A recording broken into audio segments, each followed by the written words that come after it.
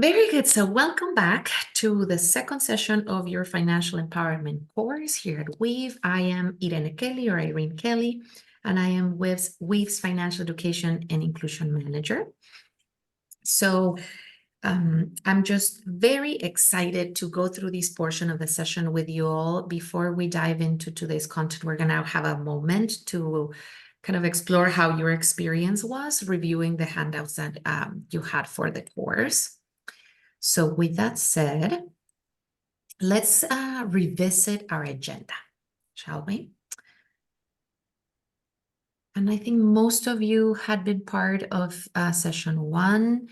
For those of you that weren't able to join us, welcome. I hope that you were able to watch the recording of session one. If you haven't, I highly invite you to do that. So a little bit of etiquette. If you want to show your face, that would be awesome, so that I can better connect with you. If you're like, Irene, I'm in the middle of dinner here, I understand as well. No worries. I just want to make sure that you all feel supported during our time together, right? And you're not alone. We're going to be exploring very interesting topics. No worries, Irene. I'm looking at the chat. And if those of you that were not here last time, you want to kind of jump in the chat and share your name. If you have a business, share a little bit about your business. We would love to know more about that. And I encourage you to keep yourself muted. If you want to share something, you have a question, then feel free to unmute yourself. So let's revisit the agenda. So we started our course describing what financial empowerment is. Then we started dividing this journey into those three components of your past, your present, and your future. We talked about the different components of our financial past. Then we talked about your financial present. You explored some of your financial habits. You learned how to kind of hack into our own behavior to develop good habits and also challenge negative habits that you might not want in your financial life. And we started diving into the topic of facing and understanding our numbers. So along those lines, and in kind of like diving deeper into that topic, we started talking about our budget. So that's where we left things at. So that's where we're going to pick everything up. And then we're going to talk about managing your debt and credit and your financial future. After that, we're going to start connecting all of the pieces that we've been discussing through the course so that we can integrate them into a financial plan. And after that, we're going to have a little bit of time for us to go through a Q&A. For those of you that complete the class or the course and submitted an application, you're going to have free access to Weave's financial empowerment groups. I'm going to talk more about them at the end. But I want you to know, if today you're like, oh, I didn't get to those questions, or I would love to kind of dive deeper into my actual process, looking at my numbers, we're going to have more spaces where we can do that. Okay. For those of you that want to continue this conversation, there are going to be places to do it. So with that said, the last piece we talked about was our budget, and we started exploring that ultimately our budget is a map. It's a very powerful tool that we can utilize to stay on track and also to identify what's working and what's not working within our money and the way our money is flowing into our life. So the first component of our budget was our expenses. So we started talking about what part of our expenses are within our control. And I tasked you with going through your budget, right? So I want to know, you feel free to share if you want to talk about how that process was for you. Then you can do that. Or you can also share the prompt, your response to the last homework that I left you with. Like, what are some expenses you could let go? That's where we left last time. We were talking, okay, we're going to take the time to review our numbers, especially money coming out. What could we be using that money for? And that is where I task you with, hey, let's identify what expenses we might be able to let go of. So I just want to open the space to see what you all came up with. Or if you didn't come up with anything, that's also valid, right? You can be like, I had a hard time with that piece. Anybody wants to share how that process was for you? Also feel free to share in the chat if you identified anything that you're like, oh, I'm definitely letting go of a couple of things.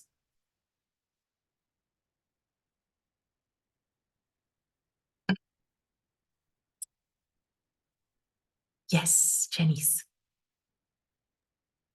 Hi. So, for myself personally,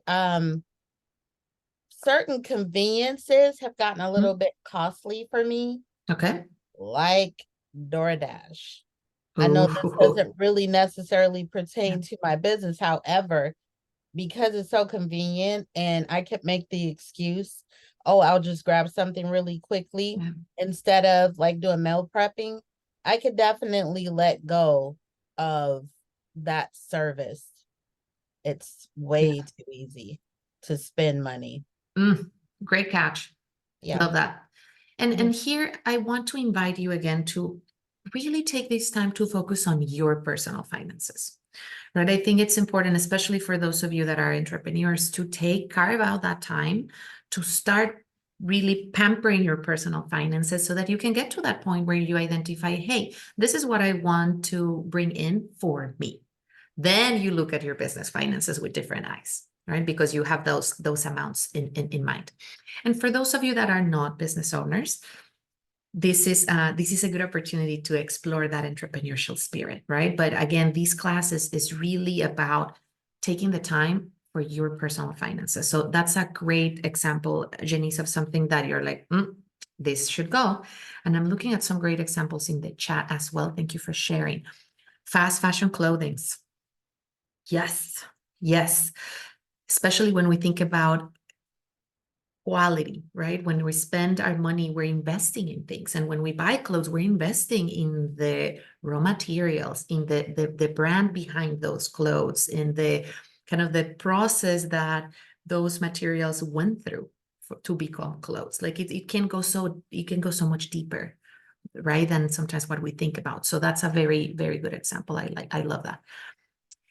And Eleanor shared, it was harder than expected. Yeah, sometimes it's hard. It's like playing Tetris. Jenny, I see your hand up. What did you come up with? Yes, thank you. This is one question I've been thinking about all week, and it was hard because of what I do. I'm a yoga and fitness instructor. I belong to like 8 membership clubs for all the classes, and then also the teacher related. So I was like, oh, maybe. And there's this one I'm thinking about dropping. It's an on demand. I mean, I only use it like once a week, barely, because I do so many other things. And it's only, I welcome your feedback. It's only 22 a month. So I feel like it's only 22 a month, but it all adds up. So I'm on the fence. I'm like, oh, should I drop it? Like, do I, because I've looked at like I said, 8 other membership groups. So I'm welcome any feedback. Thank you so much, Jenny. And thank you for being open for that feedback. As I'm hearing you, my follow-up question would be, what else could you use that money for? Right? And if there is something that is more long-term, that you're not spending money on that item yet, like what we talked about, like the category of self-care, for example, right? If there are other categories, or if you're thinking, hey, saving for emergency, saving for my future, if you could be using that money towards that, I would say go for it, right? Especially when we think about long-term goals. If we invest that money, you're making money, right? So that's I would frame it like that. What else could you be using that money for? And if you're already in other memberships that are somehow similar, like you're already getting that type of service in different ways, I would say that's a good sign of something that you can let go of. But that's a very great example. Thank you for bringing it up, Jenny. And I also see Susan soda a day needs to be cut. Yes, this is also a very good exercise when you start connecting it with our own health, right? What are some healthy decisions that can also be budget friendly? So that seems to me like a very good, very, very good decision. So this is an ongoing process, right? When we think about budgeting, every time we look at our budget, we can see it as an exercise to identify what stays and what doesn't, right? Rather than something that puts pressure on ourselves, rather than something that is like, oh, if I didn't make it, I'm going to be very upset. It's more about use it as a tool, use it as a map to get you closer to where you want to go in your financial journey. And we're going to be able to connect the dots when we start talking about financial goals. But that's kind of where we're heading here, really thinking about how can I use my budget as a map that lets me see how much do I feel comfortable spending in each of those categories that matter to me. So that would be on the expenses side of things. Susan asked in the chat where you put QBO. For me, QBs immediately gravitate towards QuickBooks. Susan, what are you talking about when you say QBO? I'm thinking QBO as QuickBooks for some reason, but please clarify so that QuickBooks. That's a very good question. If you are a business owner, that should be on the business side of things. That should be separate. Everything that is business related on your business side of things and in your business budget, hopefully you have separate accounts for those pieces. The only thing it's that I would say should go in your personal budget is, okay, how much do you want to make from your business, right? What do you want your salary to be? That goes in your personal. Or if you're lending money to your business, then that's another way to think, okay, from my personal, I need to take to sustain my business. Think about that as a loan that you're giving to your business or as an investment that you're giving to your business, right? Only like that we would put it in our personal. But I would say that one is definitely a business expense. Now, if you are using something like QuickBooks for your personal finances, you're not a business owner, then it's a personal expense, right? So it depends on what you're using it for. If you're using it for business, if you're saying, I use it to keep my budget and run my own finances, personal finances, then it is a personal expense. So that would be the expense side of our budget. Now let's look at the other side of the coin, our income. When it comes to our income, this is an area where it's important for us to take this with a lot of creativity, but also with a lot of compassion, because we've talked about this before. Unfortunately, we live in a society where we still don't see economic equity everywhere we go, right? Women are still not compensated at the same level than men are. So it's very important for us to take deeper action steps in this piece of our financial life. We need to speak up. That's why starting with having that inventory of where your money is coming from and your income, it's kind of that first step.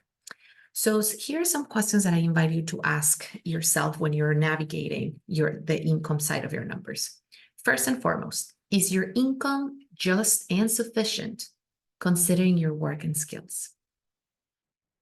This is a very, very important question because this is where equity starts taking place. Another piece is diversifying our income stream, right? Like they say, don't put all your eggs in one basket because if that basket breaks, all your eggs are going to break. Something similar happens not only with our investments, but also with our income, right? If we can diversify our sources of income, that can give us a little more peace of mind and also financial stability. So it's good to kind of pause when you're looking at your income and ask yourself, is there a business idea or an additional source of income that I could explore? And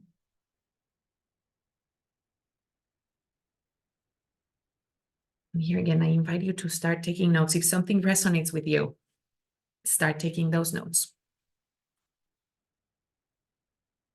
Then another question, are you truly paying yourself? Do you have a monthly saving process in place? And we talked about this last time when we were saying, what does it mean to pay yourself? Right? When you have all that money coming in, already has commitments, right? Most of that money is like you have your bills, you have your rent, you have things that are important to you and your financial present. When we talk about paying yourself, it's really about separating some of that money for you and your future. That is paying yourself, right? Making sure that you are reserving some of that money for what really matters to you and to take care of yourself. So that's where our savings and the processes behind our savings comes in. So we're going to talk about that specifically. But another question that you can ask yourself when it comes to income is, can you learn new skills that would allow you to generate additional income? There's this beautiful Japanese term called ikigai. I highly encourage you, if you haven't heard of that term, I highly encourage you to look it up. In ikigai, it's a beautiful, I'm writing it in the chat. And for those of you watching the recording, is IKIGAI. And that concept, it talks about combining in order to have like a fulfilling, kind of like a fulfilling job, a fulfilling revenue stream in terms of work. There's this concept that combines doing something that you're good at, that at the same time, it's something that the world needs right now. And doing something that you love, and doing something that you can get paid for. If we combine those four things, what do we see for ourselves? So when I think about learning new skills, I would invite you to kind of gravitate towards that concept of ikigai, right? Do something that you're passionate about, that you love, that you know it's needed in the world, but that you can also get paid for, right? So that might be a good space to continue this reflection. So as you think about this, I want to know, are there any sources of income that came up for you that you're like, I might explore that? Or something, especially as you were kind of going through the handout, if anything came up for you?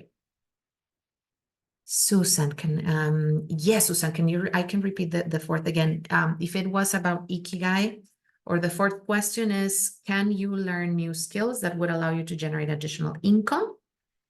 If that's the fourth that you're alluding to, and if you're alluding to the concept of ikigai, it would be something that you're good at, something that you can get paid for, something that you love, and something that the world needs.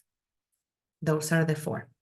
And I encourage you to Google ikigai, and then there's so much beautiful information. I think I'm not giving this beautiful term enough credit. So please, I encourage you to look it up later on as well. You're very welcome. So here, I'm curious to know if any of you, as you were doing homework, and even right now as we're having this conversation, are there any new sources of income that you want to explore? Anything you want to share with the group? Yes, Janice.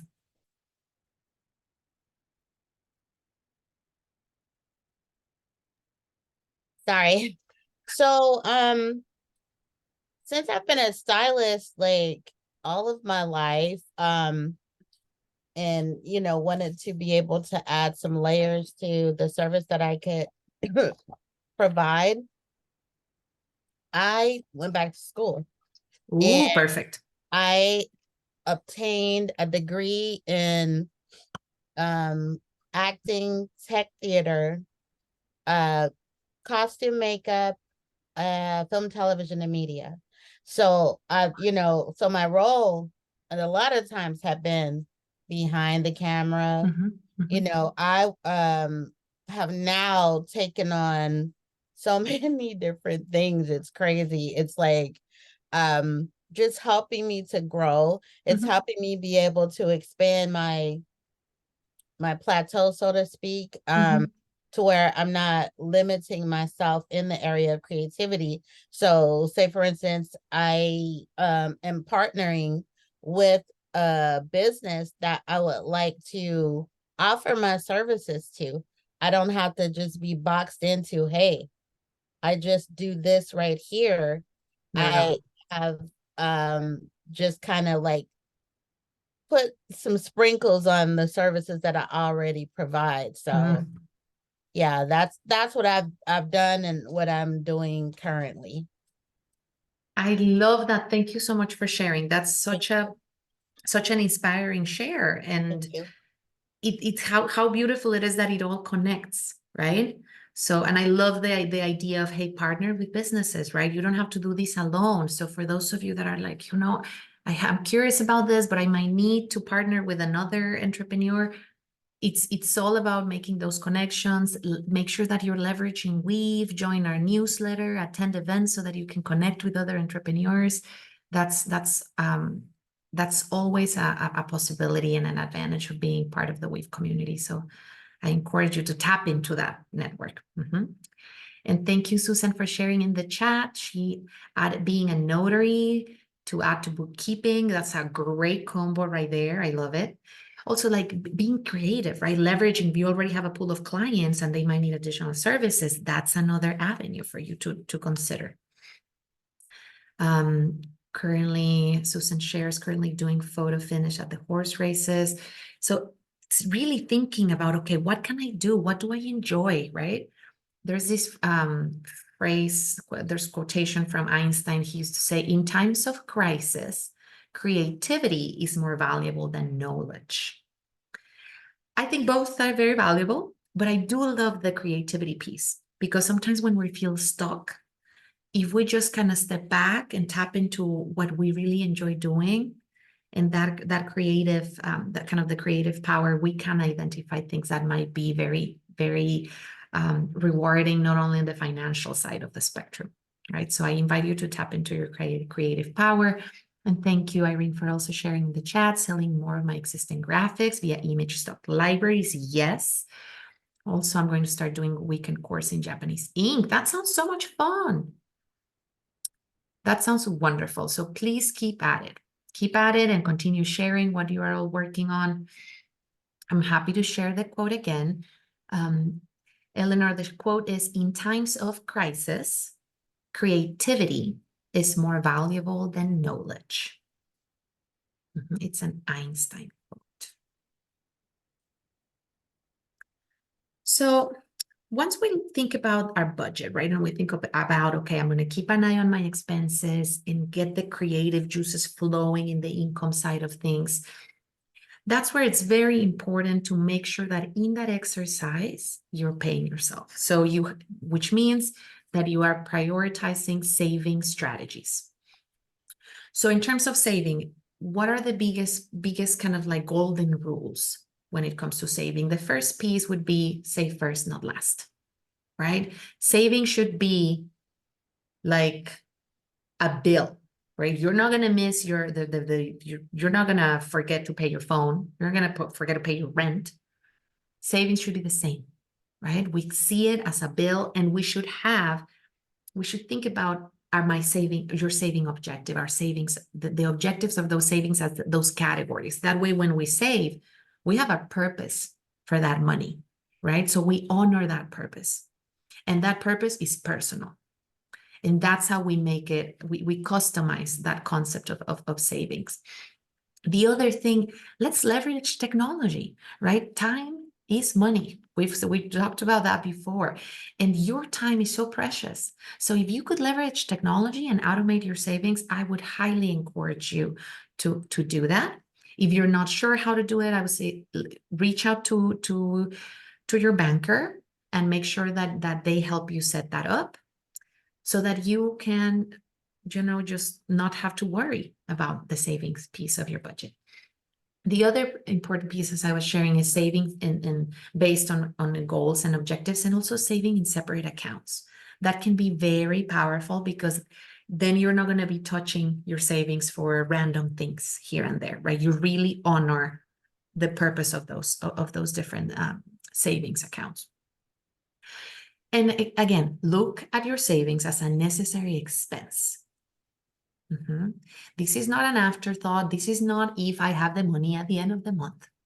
This is a necessary expense because you deserve it and because your financial future is worth making that separation. Now, what happens when we are going through a hard time, when we have to kind of reduce our expenses, I would say out of principle, if you can continue saving, even if you have to cut that amount, that's what I would encourage you to do. Because it's a principle. It's a matter of taking care of yourself. Of course, there are moments in life where we have to utilize some of our emergency savings. That's what they're for. So I want you to be very compassionate with yourself if you go through something like that. It's like hair, it will grow back, right? So if you have to use your savings, then you keep working on that discipline, that make that saving a habit, and you're going to build it back up. And some of you shared some of your saving strategies. Please share in the chat if you have additional saving strategies that are working for you. Some of you shared my change automatically goes to my savings. That's fantastic. And Irene, I'm glad you like that phrase. Look at your savings as a necessary expense. That one is a mantra for the financial empowerment course. The other piece is if you need accountability, you can try group savings, right? Get a bunch of friends, family members together, say, hey, let's save together, right? And then you rotate who gets the pool of money that you collect every month or every week, you name it. The other piece is cashback, right? We talked about this last time. There are some financial products that give us cashback. So that is like free money, right? So be very strategic with financial products so that you can leverage some of those advantages. And I think talking about it is very important at a family level with your friends. What's working for other people? You might get very good ideas when you talk more about it. And particularly in the concept of staying disciplined on the path of saving, that's when sharing, hey, I'm saving for this, and celebrating your progress once a month can help you stay motivated, engaged, disciplined.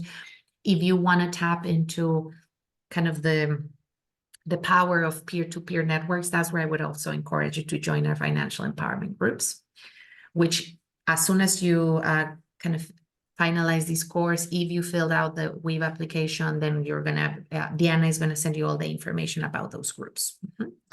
But here, at the end of the day, what I want to say is you're not alone in this process, right? So if you need support, please reach out. We're here for you. Now, when we're talking about numbers, we talked about two major tools, your budget, and the other very powerful tool is your balance sheet. So we're going to talk a little bit about our balance sheet now. So in terms of our balance sheet, I think it's important for us to simplify as much as possible. What are we looking for in these documents? And your balance sheet is a living document, right? Living meaning it's always changing.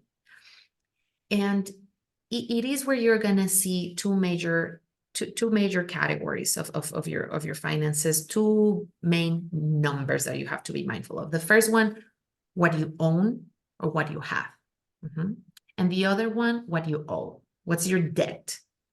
Those two big numbers you're going to find in your balance sheet. So let's dive into them a little bit. Your balance sheet, ultimately, you're going to see the handout that we shared with you. This is not as like your budget that we recommend, like you are always looking at it. This is a document that you can see, like I recommend people every other month. It's a good practice to have. Minimum every 6 months, to the minimum. I actually encourage you every other month just to make sure that that everything is on track, and that you can also track your progress, because in your budget, you don't get to see all these major categories. So it's important for us to leverage these tools to see the totals. And when you're going through your balance sheet, when you're actually putting all the numbers together, this is where you can start getting some cool, good surprises, right? Like, for example, someone shared earlier in the chat a question about, hey, what about jewelry, right? Like if you were going through this exercise and you're like, okay, what are my personal possessions? What's the value of my personal possessions? And you see something like jewelry, and then you remember, hey, I have a couple of items that I don't even use anymore. I could sell them and then do something with that money, right? So use this exercise as you're taking inventory and identifying kind of some investments that we don't think about as investments, but ultimately everything has a financial value. So it's helpful to look at these things, particularly going back to those moments of crisis, those moments where everything feels a little tighter financially. I think looking at the value of things you have can help us feel a little grounded and be like, okay, there are some buckets of money here that I can leverage if needed, right?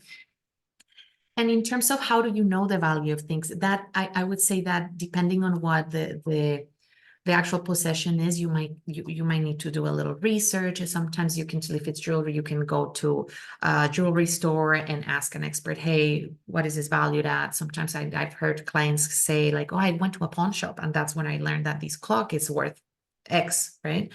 So that's one way. Internet is a great way. The internet is a wonderful way to identify the value of things. So again, I would say this takes a little bit of research. But again, you could also start ballparking it, right? It's more about the exercise of taking inventory of what you own and identifying if you needed some extra cash, where can you get it from? And also, how are you doing with those bigger categories, particularly when we're talking about savings and investments, right? Making sure that everything is invested in good quality products, accounts, etc. So the other important piece is we have to make sure that your goals are categories on your balance sheet. Why? Because when we're actually sitting and separating the money and saving for what we want, we talked about the kind of building a habit and how having that motivation is key. So if I'm just looking at a general balance sheet that has nothing that I'm excited about, am I really going to be excited, like motivated to look at this document every other month? No. But if I actually take the time to say, you know what, I'm saving for, and that's the beauty of the handouts, you can customize them.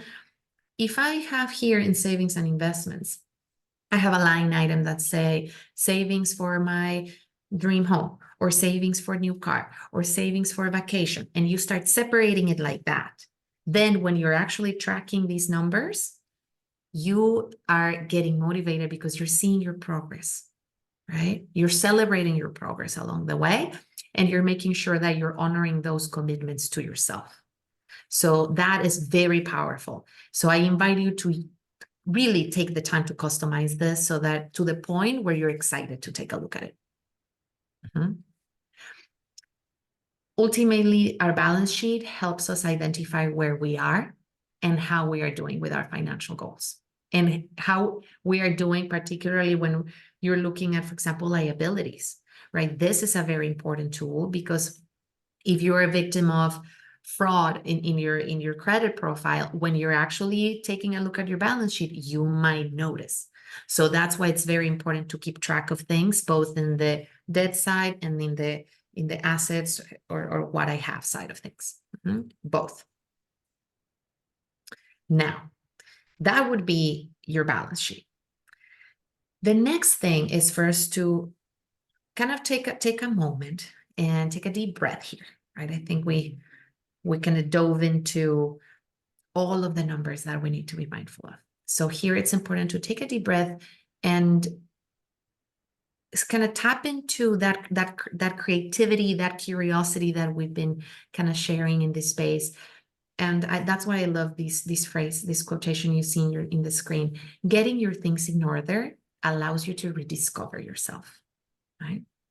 This is from our friend Marie Kondo.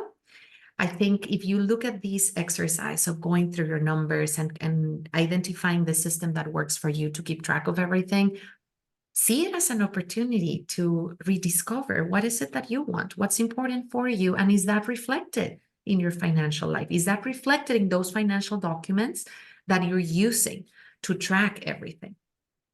I guarantee you that if you start personalizing those documents, you are going to feel much more motivated to sit down, look at them, celebrate along the way, ask questions, right? So very important for you to be patient in this process, be compassionate with yourself, but also be proactive, because no one is going to do these for us but ourselves, right? So really take the time because you're worth it. You deserve to have the financial life that you want for yourself.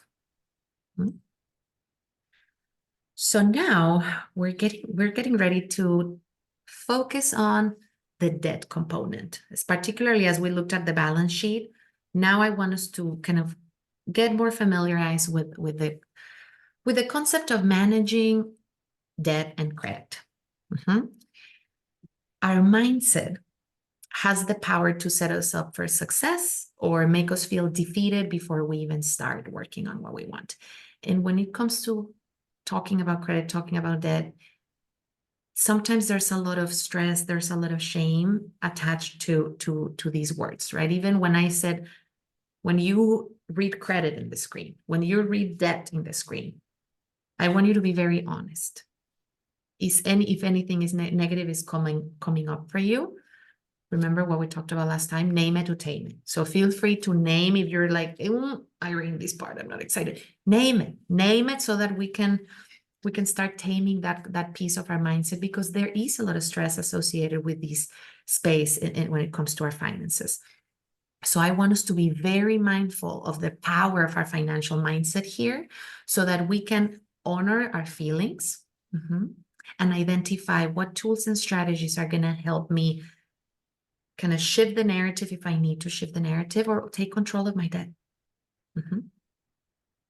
So here, a question that can help us identify where our mindset is what fears and feelings towards debt did you absorb growing up?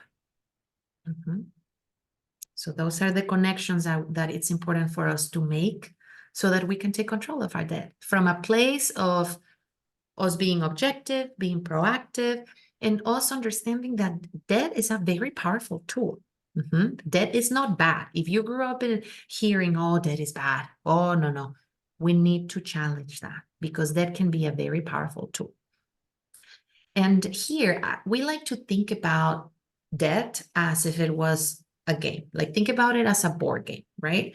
For us to truly leverage the power of credit, leverage the power of debt, we need to understand the rules of the game. So we're going to talk about these 4 components when it comes to how to manage your debt and credit. The first piece, how does interest work? The second piece, how does credit work?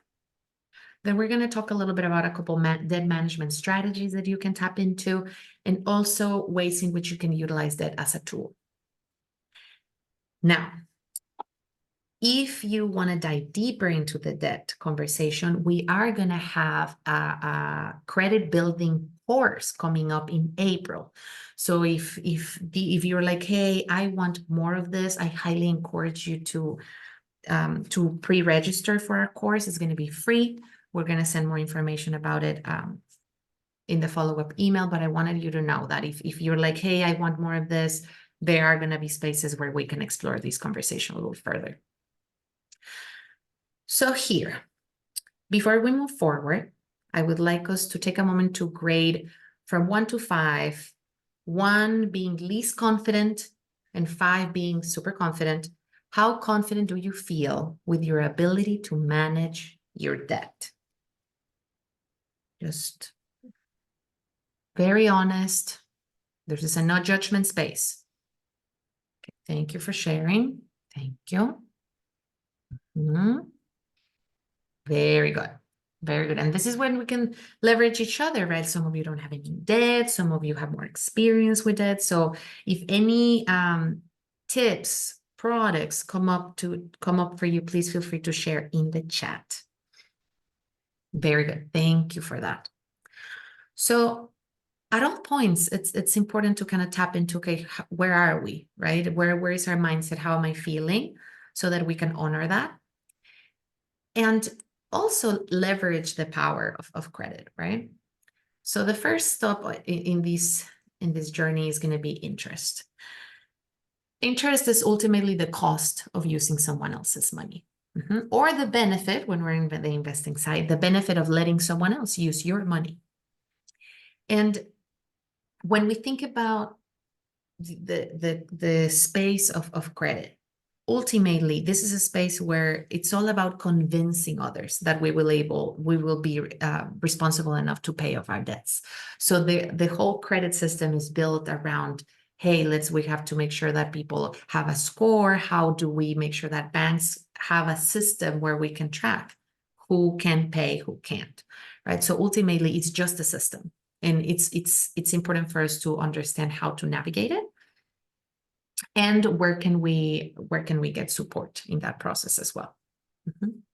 So it's important for us to be mindful of, as you go through this portion of kind of homework, just reflecting on what types of debt or what types of interest you have had in the past, and what types of interest should we seek, particularly when you're thinking about making a big investment, or if you need a loan, if you want to grow your business, wherever it is that you might need to borrow money for. Be very careful with the interest, making sure that you know what type of interest it is. And you're also very careful if you're using financial products like credit cards. Credit cards don't have these kind of clear interest rate, right? They have revolving interest rates. So every month, if you don't pay off your card, they're going to charge you interest on what you have there. So you might end up paying interest on interest on interest on interest. So that's why it's important for us to ask, what type of interest do I have? And be very mindful of those amounts, because there's a lot of financial products that don't have a fixed rate. The rate is variable, so it goes with our own economy, and sometimes we can get surprises there. So be very careful with that. Now, when it comes to credit, right? When we hear the word credit, the word refers to how much money we can borrow, and it is based on our ability to manage debt. As we've been sharing, credit can be a very powerful tool or a very big obstacle in our lives. So it's up to us to make sure that we are leveraging it as a tool. And of course, credit it's a delicate thing, because it really demands responsibility, it demands us to stay organized and to regularly monitor our budget and expenses. And when it comes to how credit is measured, it's measured through two different things: our credit score and our credit report. Let's explore those two components. The first component, our credit report. So raise your hand if you have seen your own credit report. Okay. So it looks similar to what you see in the screen. Our credit report is tracked by 3 different credit bureaus: Equifax, Experian, and TransUnion. You can find your credit report. You can download it for free at the website you see here, www.annualcreditreport.com. And we are entitled to request 1 report per year for each of the organizations. So technically, we're entitled to 3 reports per year. We recommend spreading them out. Maybe you do 1 at the beginning of the year, then middle of the year, then at the end of the year. And it's very important to go through that exercise, because unfortunately, there are things that might be happening with our credit that don't appear elsewhere. So if we review our credit report, that's when we're going to find anything that might be going wrong, or if somebody else is using our credit without us knowing, that is where we're going to find it out. So please make sure to review your credit report, particularly if you haven't done it in a while. Very important exercise. Then the other side of our credit would be our credit score. Our credit score, it's this concept of a credit score was designed in 1928. And as we were sharing before, this is part of that process to simplify how lenders review people's abilities to manage and pay back potential loans. The best rates are considered 720 and more. Less than 620 are considered risky kind of risky rates. If we're there, it's important for us to know that there are tools, there are organizations that can help you slowly build your score. And FICO is the main company that tracks our score. FICO stands for Fair Isaac Corporation, which is an organization that was founded in 1956. And now they are like 10 different versions of our FICO score. So don't be surprised sometimes when we get our score through our credit card, it might look different than the one we see at the FICO website. So it's normal for them to be a little off, but not too off, right? Just a little off, that's normal. Now, this is a space where it's important for us to note that there are 5 main components that build your score. So the first piece, the first factor is your payment history. So you can see here your payment history is 35% of your score. So when we forget to pay our card, right, paying late, that 35%, that's why we see a big dip in our score, because it's 35% of it. So that's why it's super important to pay your bills on time.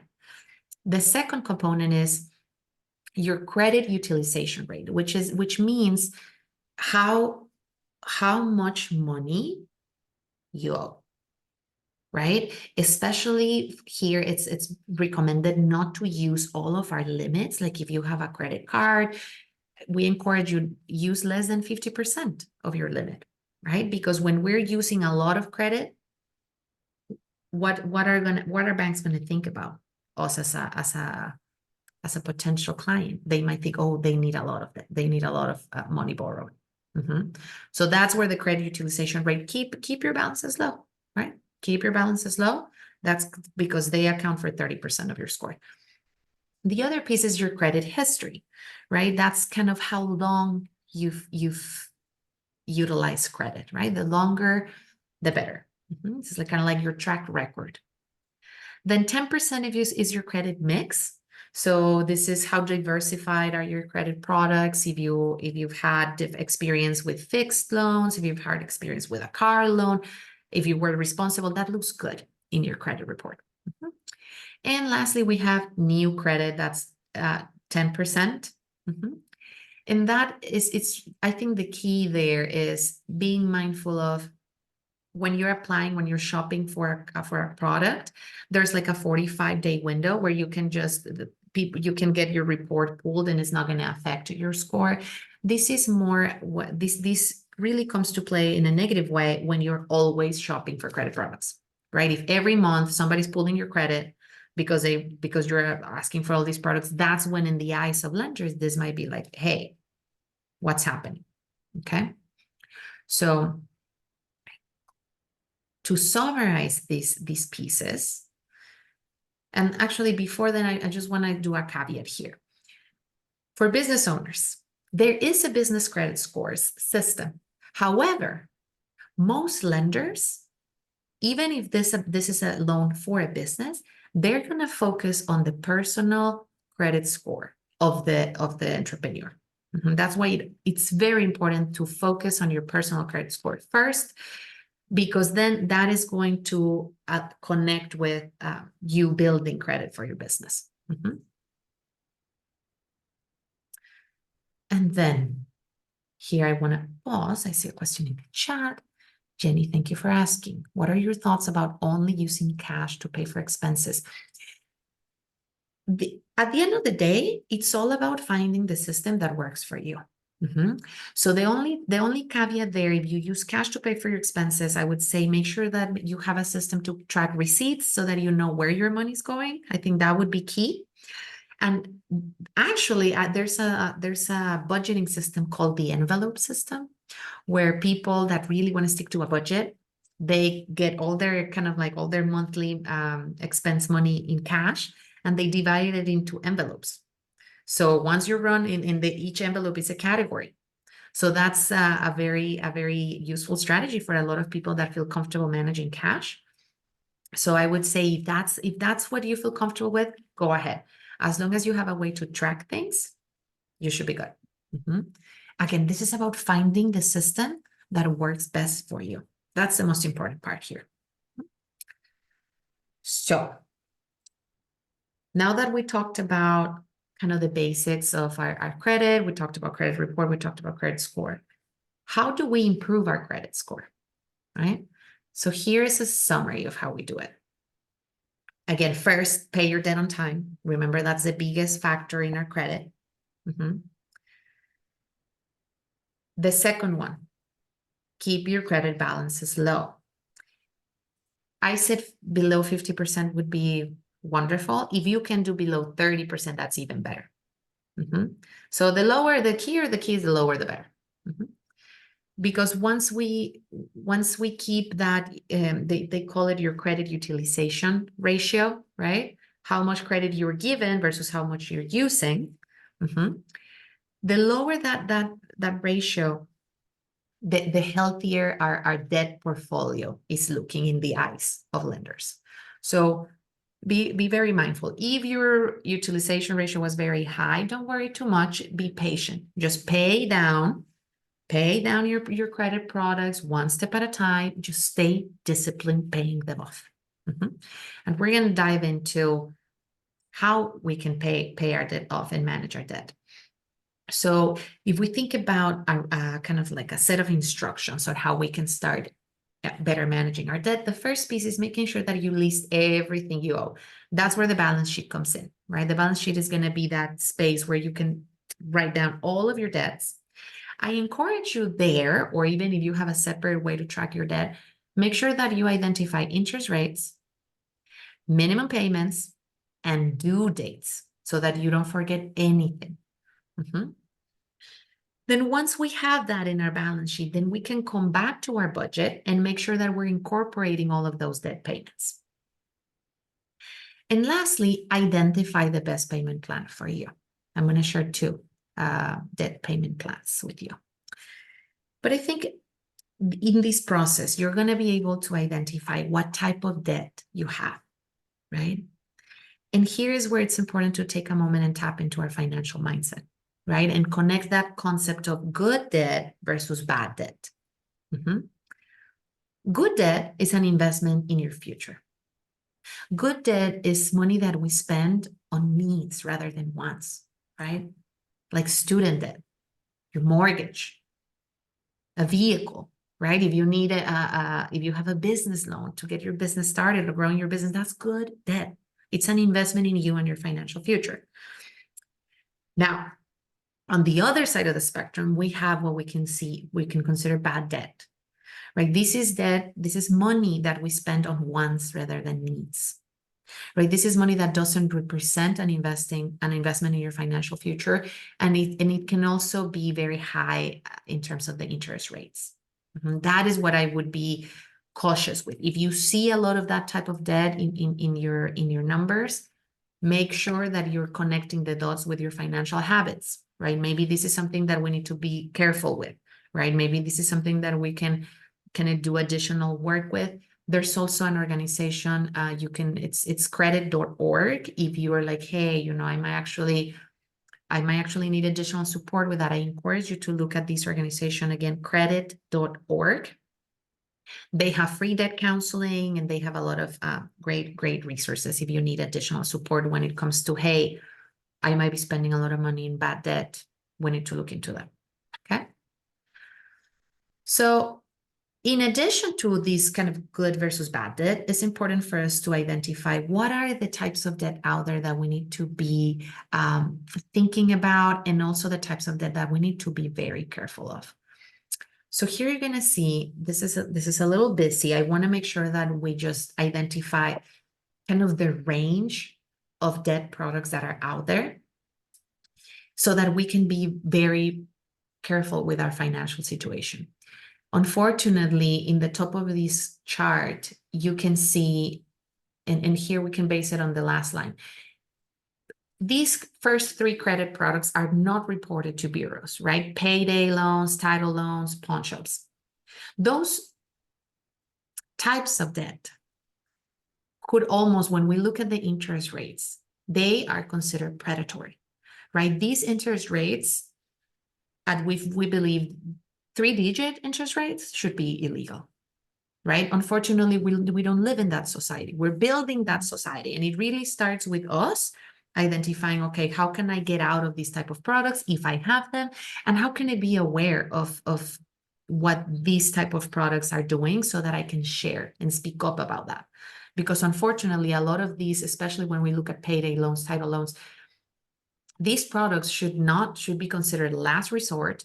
And unfortunately, a lot of these companies are preying on historically marginalized communities, right? People that don't speak English, people that are migrants. So we have to be aware of these predatory products out there so we can speak up about them and also share with others, hey, be careful with that, right?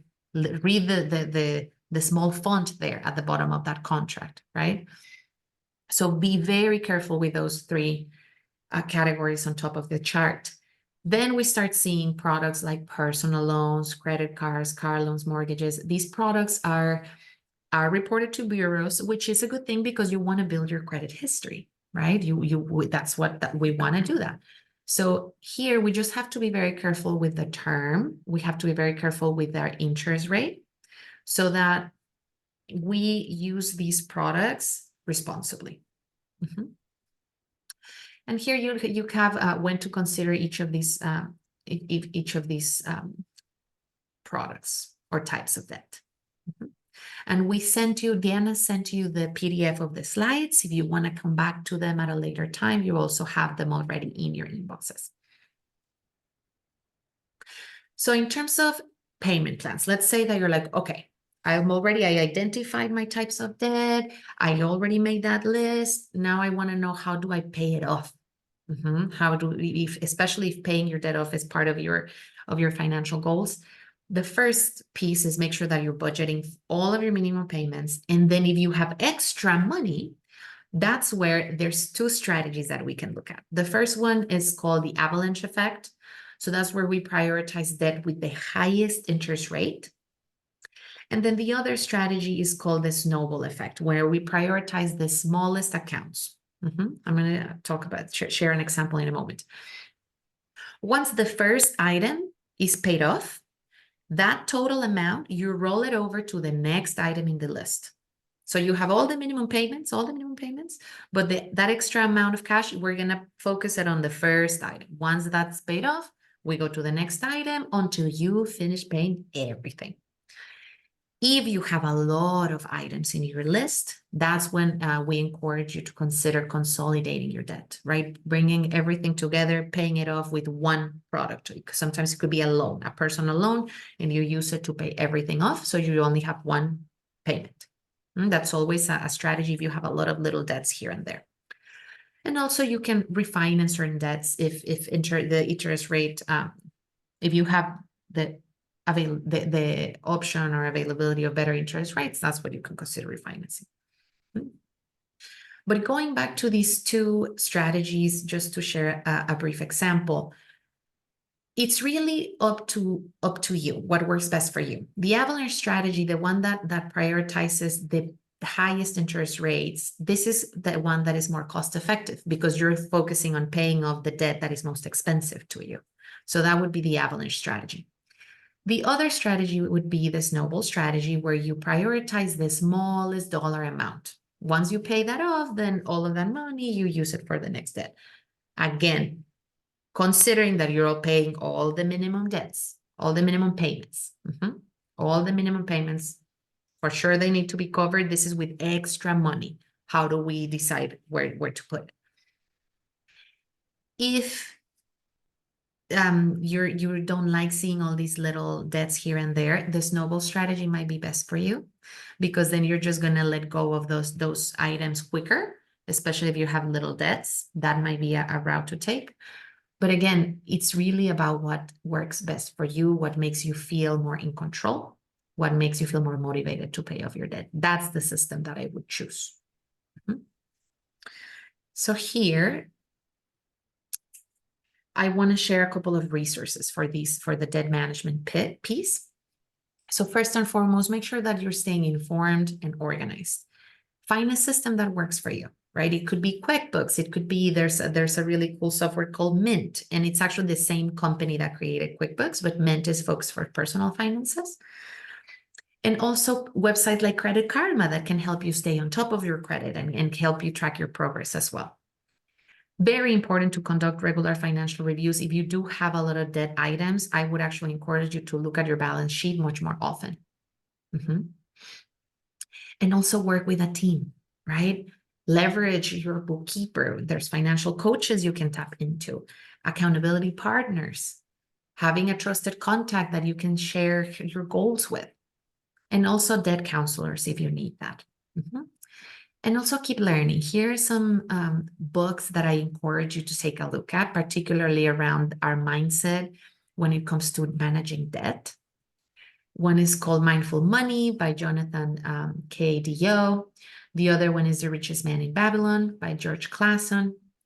And the last one is Worth It by Amanda Steinberg. Very, very good, good reads. I highly encourage you to take a look at them.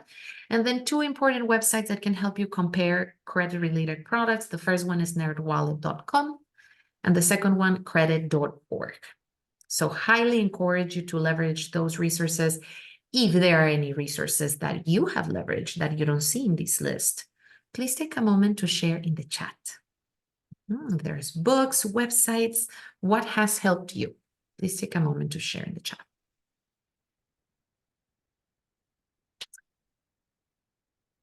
And I like to say sharing is caring. I think it's important as we identify new products, new books, new resources that are helping us, make sure that you're sharing with others. Because ultimately, debt can be a powerful tool. And it's up to us to do our research and get organized in order to leverage it as a tool. So for us to truly leverage it, again, just a couple of reminders. First and foremost, make sure that you're learning from your financial past. Then also consider the importance of adapting your debt to your present needs and priorities, right? Again, instead of thinking, oh, I want this, I'll get into debt for it. Before that, make sure that you're asking yourself, what do I need? What are my priorities? And which of those connect with debt products? And also aligning your debt with what you want for your financial future. That is key. There are financial goals that are very, very big and ambitious that might require us to get into debt, but that's good debt. So make sure that it's aligned so that it's not only good debt, but also purposeful debt. Very good. And I love what I'm seeing in the chat. Thank you, Tracy, for sharing. That's such a good tip. Calendar with due dates. Very important. And when a 0% offer is ending, so I can pay that off or transfer to another 0% product without paying interest. Yes, yes, Tracy. Thank you so much for sharing that tip. I love it. I love it. I also set a calendar. I'm a calendar girl. Reminder to pay my card. I highly encourage you to do that so that it never escapes. And having things like that, right? Like scheduling your your due dates, that helps you stay accountable, right? Sharing also with others, especially if you share finances and you're in that goal of paying off your debt.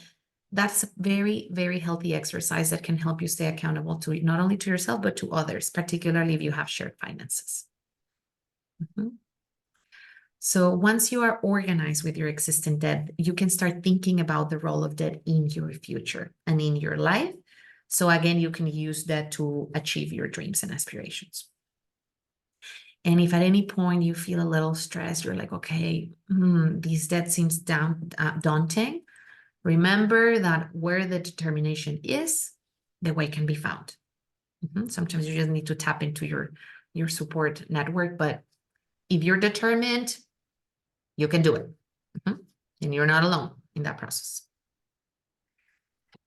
So here, we're going to start transitioning into financial future. So this is the piece of the journey where it's really the full exercise of customizing, personalizing our finances, our numbers come in. So now that we have a deeper understanding of some of the key components of your financial life, of your numbers, Then we can kind of take a moment, like, okay, we already went through financial basics, right? Remember at the beginning, the financial empowerment concept, we had mindset, we have your goals and aspirations, your goals and priorities at the center, and then we had our financial basics. We had gone through a lot of those basics. So now we want to tap into that piece of making sure that the heart is there, right? That you have that motivation to personalize your finances. So here is where your own vision of the financial future you want to have comes in. So when we think about financial future, I like to think of it in these two components, right? One is my vision, right? Like, how do I want to feel when it comes to my finances? And the other one is turning that vision into very specific goals. So let's take a moment here and take a deep breath together, right? Because this is a moment where I really want you to kind of let everything kind of sink in and take this moment for you. And with all honesty, this is a moment where I want you to really tap into how do you want to feel when it comes to your finances. Knowing that you already have so much of the financial basics with you, your past experiences, all your past lessons, they got you to this point in your financial life. So it's really important for you to tap into what is it that you want, so that we can reverse engineer and make sure that everything else is helping you get there. So really take this moment and just please write down what's coming up for you. If you want to unmute and say it out loud, I would love to hear your voice. I see Araceli, thank you. Abundant and under control. Amen. Amen. So please write down those words. If you have your handouts printed, I want those words big, big in every single handout, because this is the vision. This is where everything is going to start. So when we're struggling to make certain financial decisions, these can be our North Star, right? These vision can be what helps us make better financial decisions, right? If saying yes to something is getting you further from that vision, that's when we know that we should be saying no. So let me read out loud. Jenny, abundant, give my son the best and be worry-free. Yes. Amy, comfortable now and in the future. Irene, clarity and peace of mind. Yes. Love these. Janice, I see your hand up. How do you want to feel? I wrote down, I want my finances to reflect my abilities.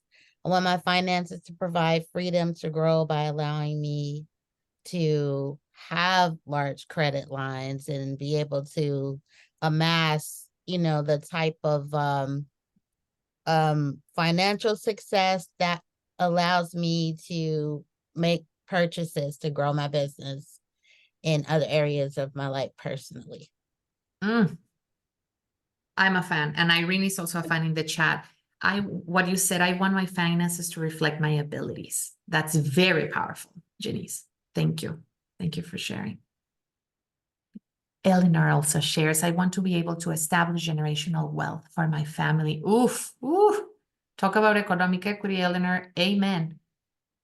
Tracy, empowered and energized, proud and safe, prosperous and confident. I love this. Please make sure that you're capturing these beautiful visions, because this is where everything starts coming from.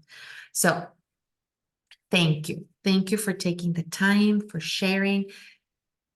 This is where the exercise of creating our financial future starts, because these words that you just shared might mean something very different to one another, right?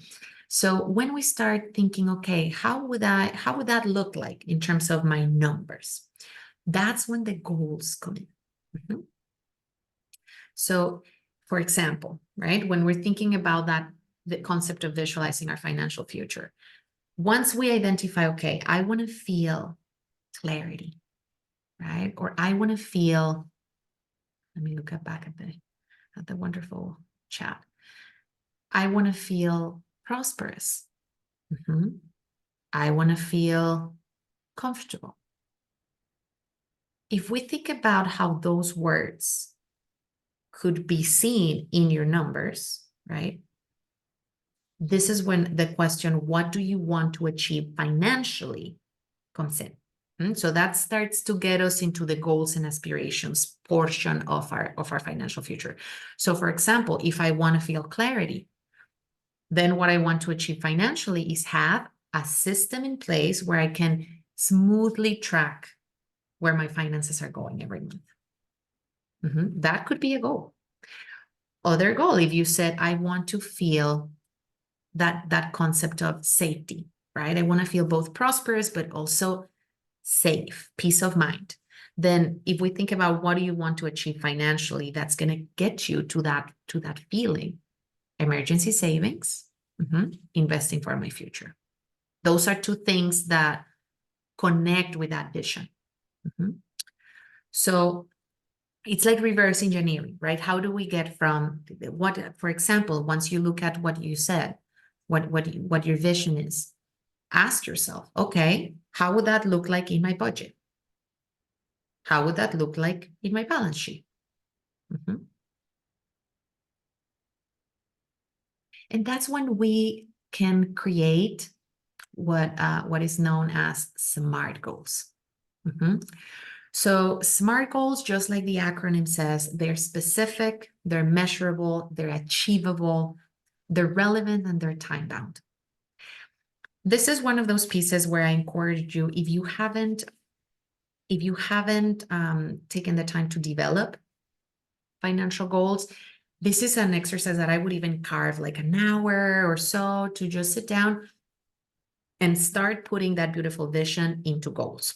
So here we want to make sure that every goal is, for example, starting with specific, that you know exactly what you want to accomplish, really name it, right? Because it's the example that we talked about in our balance sheet. If I look at savings for my dream trip or savings for my dream home, I'm getting specific, right? I know exactly what is it that I'm going to do with that money.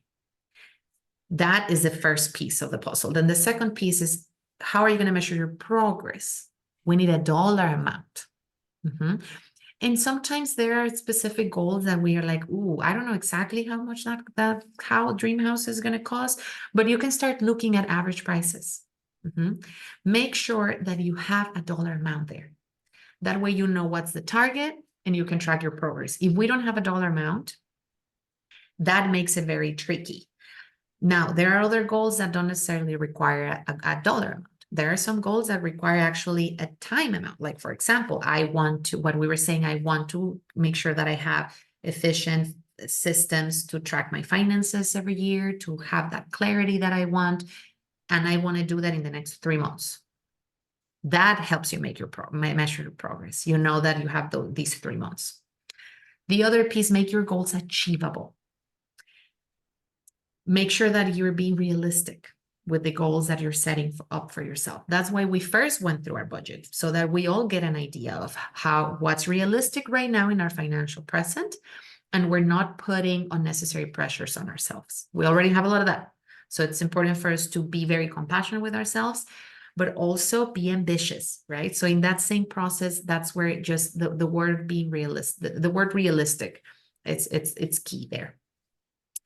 And you make sure that something is realistic by breaking it down in your budget, right? If you have this big goal and you have a lot of time, think about how much do you want to start saving now to get to that goal. Make sure that's a realistic amount for your budget. Then also make it relevant. There's so many things competing for your priorities. So it's important for us to identify those goals that really get us excited, to look at those statements, to track our progress. So make sure that the result, that achieving that goal is important enough for you. Because if it's not, it's likely that goal might kind of fall down the cracks. So important that you really pick those goals that are very relevant for you, that get you excited.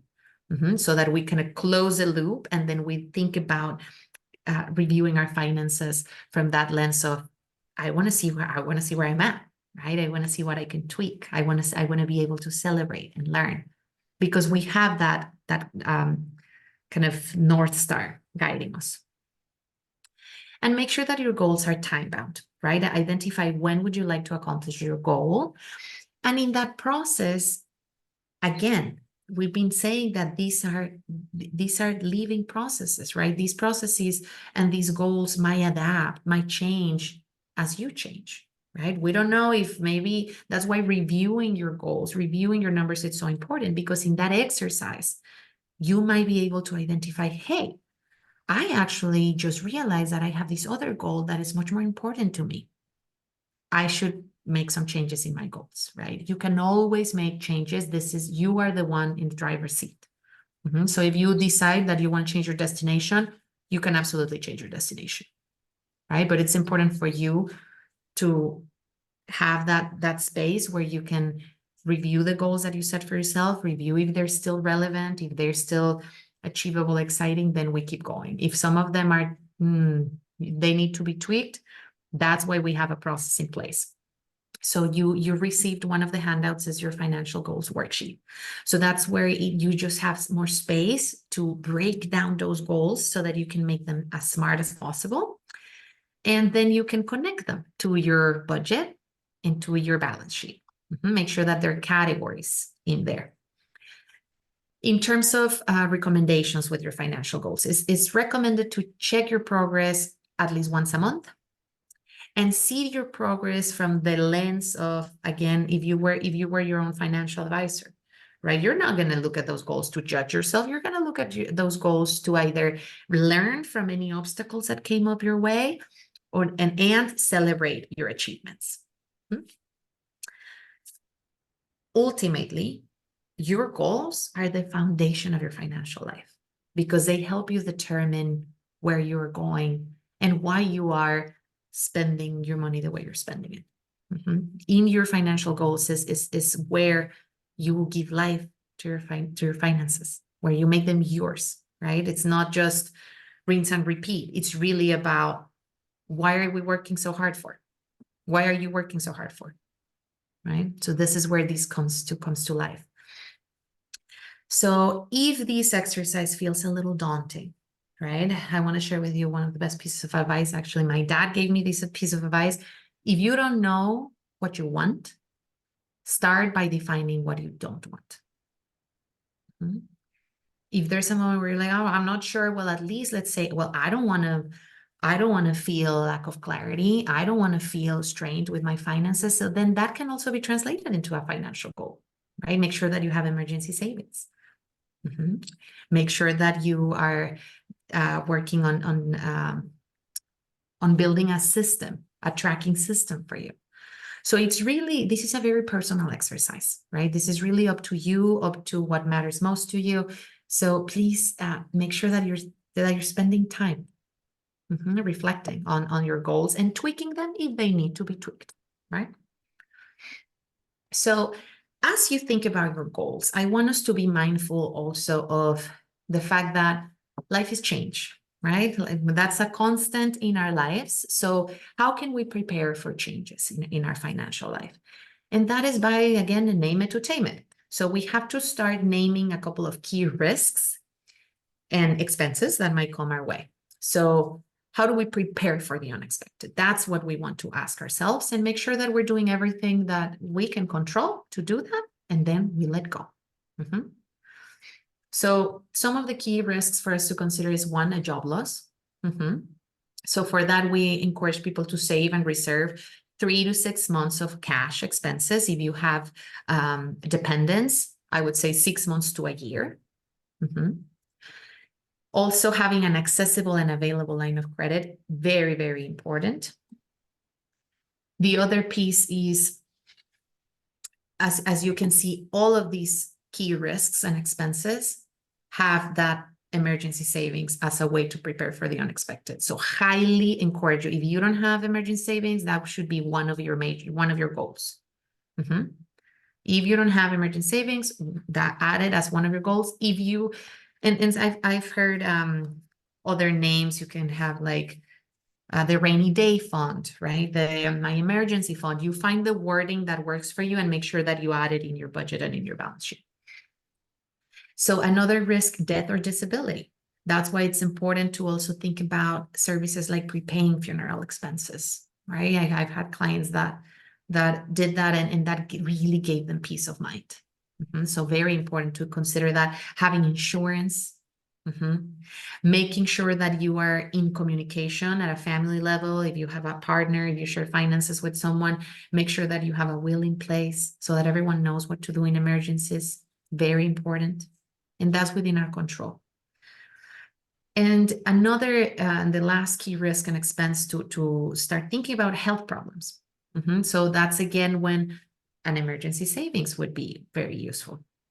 And also insurance, right? Really thinking about how can you prepare for the unexpected by incorporating some of these strategies into your budget and into your financial life. When we do this, what we're doing is we're building our financial resilience. That's what we're doing. When we prepare for the unexpected, we are really working out that financial resilience muscle.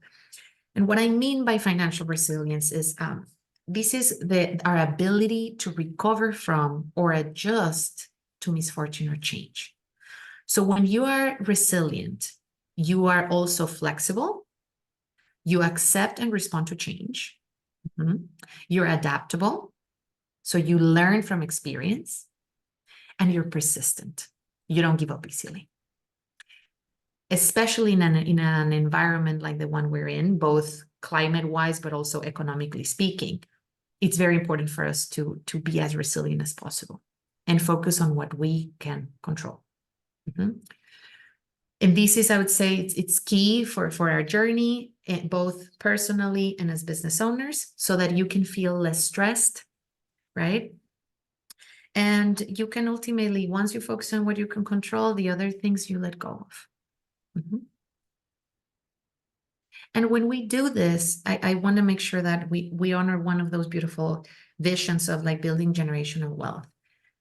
When we do this, that has an immediate impact on people around us.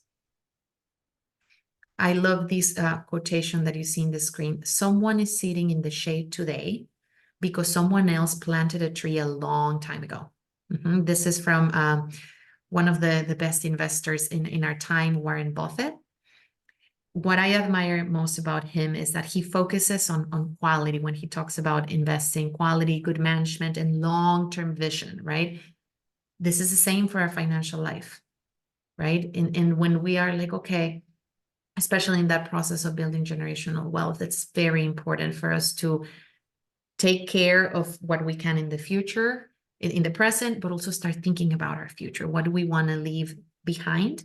And what type of financial future do we want for ourselves? It takes time. It takes some planting. It takes some harvesting for us to get there. So that it is going to require patience, but it's also going to require to start the sooner the better. Because these things take time. They take patience. They take discipline. But again, you're not alone in that process. So once we integrate all of this, right? Once you look at your 3 handouts, that's where you basically have a financial plan. Can I call you right back? Okay, bye-bye. Say that again. Anybody has questions? No? Okay. So this is where your financial plan comes in, right? For some of you that already went through all of your handouts, you're basically there. You have a financial plan. So here is where, in terms of the financial plan, it's really about bringing together these 3 items. Number 1, what do you want? That's your goals, right? Where are you going? That's your goals. Number 2, what do I have to get to where I want to get to? That's your balance sheet. And lastly, how will I reach my goals? How will I get what I want? That's in your budget. That's the last piece of the puzzle. That's the map that's going to get us to where we want to go. So that is our financial plan. And here, just a little recap, right? We have our 3 handouts here. Where do I want to go? Financial goals. Again, check it at least once a month. Make sure that you put all of your bigger goals into your balance sheet, into your budget, so that it all aligns. Then you're going to have your balance sheet. Again, is recommended here if you're very busy, if you don't have the kind of the bandwidth, at least check it every 6 months. I encourage you to do it every other month. And make sure, again, add those categories, add those goals as categories, personalize them, put names there that excite you. And also use this to help you identify, where are you, right? When you're like, oh, how far am I from my goals? Like, I feel a little lost. I need clarity. This is where you can find it. So really utilize this tool to gain clarity about your financial life. And then the last piece, right? Your budget. We're talking about the power of our mindset. If the word budget gives you a weird feeling, you can also call it your spending and savings plan. If you like that term better, I encourage you to use it. Again, make sure that this works for you. Okay. And these, again, we check once a month, and this is the map. This is how we're going to stay organized. And this is also going to help us generate agreements with ourselves and with those around us, particularly if we share our finances. Okay. So a healthy financial plan takes the lessons from our financial pasts, honors our financial pasts with compassion, with patience. And once we take those lessons, a healthy financial plan is going to help us adapt to our current needs and priorities, right? And it is based on the financial future that we want. So that's how that journey connects, right? The past, the present, and the future. And lastly, a healthy financial plan helps us stay accountable to ourselves and others. Once you have that financial plan for yourself, then the next piece is for you to remember that you're not alone in that journey. There, you can then start to build what we call your financial team, right? You can have your banker, right? And a lot of times we're like, we underutilize bankers, and your banker, you don't have to pay your banker. You're already a client, and they can help you with so many resources, so many tips and tricks. So leverage your banker, find a banker that you like. You can also think about working with a financial advisor or coach, especially if you start getting into what saving for my future, investing for my future. I would encourage you to interview different financial advisors so that you find the one that you feel most comfortable with. You can also work with a bookkeeper, a CPA, or a registered agent, depending on what you need. Also, if you have specific financial goals, you could even work with specific professionals like a mortgage consultant if one of your goals is to purchase a home, right? And of course, right? We are here for you. So here, we're almost near the end of our time. So I just want to share a couple of next steps, last reminders. Make sure that you choose a system to stay organized. Don't forget to conduct and celebrate monthly check-ins, right? That's very, very important, because that's part of that empowerment process, to celebrate you and celebrate your journey, like as you should. So create a system, right? Put it in your calendar, have a date with your finances, make sure that you're separating accounts by goal, that you're automating as much as possible so that you can truly focus in what matters most to you, and continue and work on building that financial team, right? Because you're not alone. Especially if you're an entrepreneur, leverage financial professionals around you, build that financial team that you feel comfortable with, that you feel empowered by, and keep learning, right? This is a lifelong learning journey, and make sure that you reach out if you need any support. As I shared before, you are going to get, after participating in this class, you're going to get a link to register to Weave's Financial Empowerment Groups. This is a group that we meet on I believe is the first Monday of every month. It's a 1-hour group. Right now they are online, and they're meant to be spaces where you come in, you check in, you share, hey, this is what's working in my finances, this is what's not working. Everyone gets to share that piece. And then we all share resources with each other to help us either learn about new resources, or also overcome those challenges that we might be experiencing. Mhm. So those spaces are facilitated by financial professionals. I facilitate some of those groups, so I would love to see you there if you're interested and if you want additional support. Because again, this is a lifelong learning journey. So we have reached the end of our financial empowerment course, and I hope that you felt that alignment within your mindset, your goals and priorities, and the financial basics that we explored together. It was truly a pleasure to be here with you all, to get to know you a little more. Again, thank you. Thank you for taking the time to work on your financial empowerment journey. And I can't tell you enough how impactful that is for those around you and for us for our process to create a more just and equitable society. So I want to thank you again for being here. Thank you. Thank you. So I'm gonna say a little bit if anybody has questions. You are going to receive a post-program assessment. We want to hear from you. We're always working on our content and our programming. We want to make sure that we can tweak it to improve it. So please let us know what you like, what you would change, the impact that this is having in your financial life. I really want to hear from you.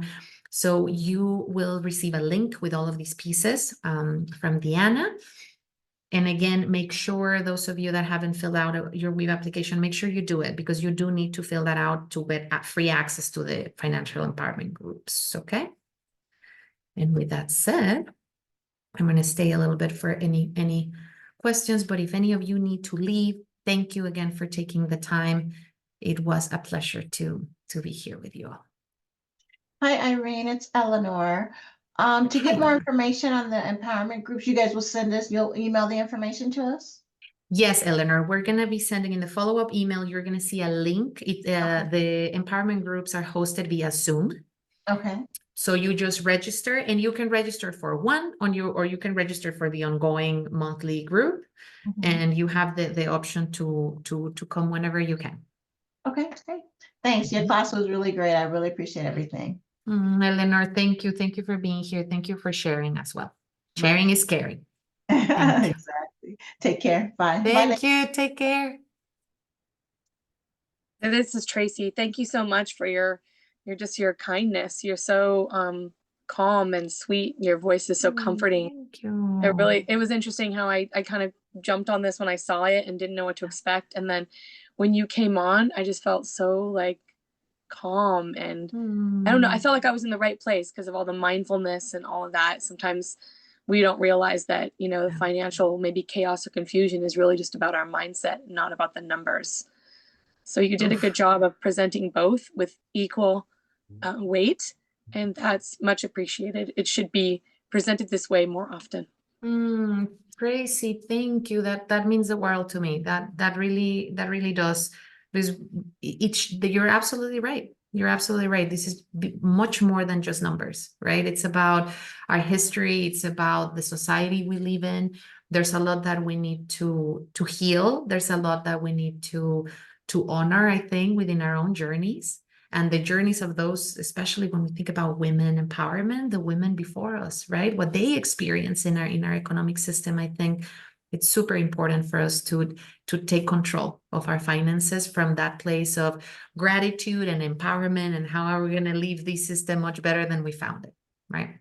When you speak like that, it really takes away all of this stress and mystery around the numbers. The numbers are just not my thing, or they're just stressful or worrisome, or like you began the class are feeling people are ashamed or judgment or things like that. But when you start talking in that mindset and in that empowerment and looking at all of these other parts, that it really kind of calms it down and just takes it down to the like the bare level, what you really need to be looking at it from.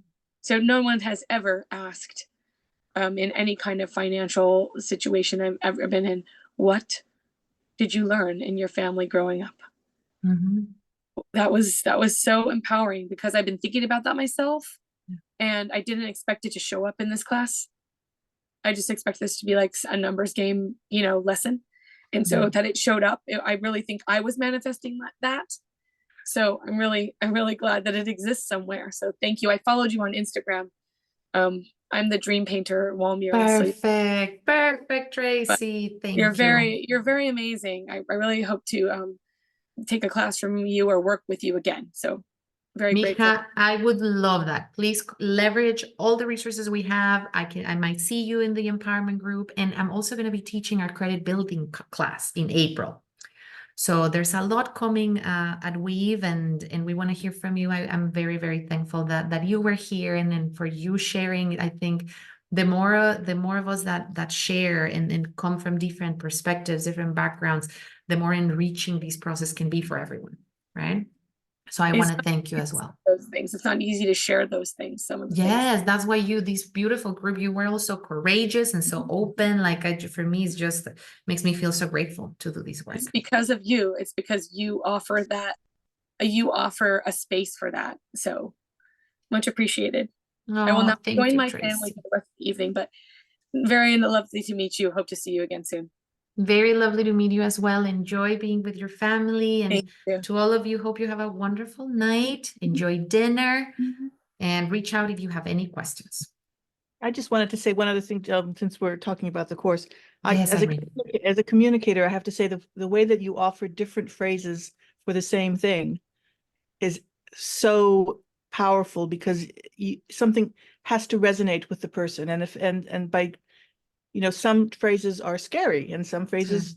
So the fact that you offer different phrases makes the information settle more firmly in the mind of someone. So that was really good. Yeah. Thank you, Irene.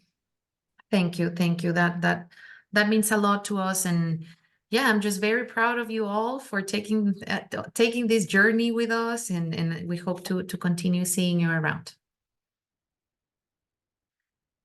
Very well. So with that said, have a wonderful rest of your night and take care. Bye-bye. Bye. Bye-bye.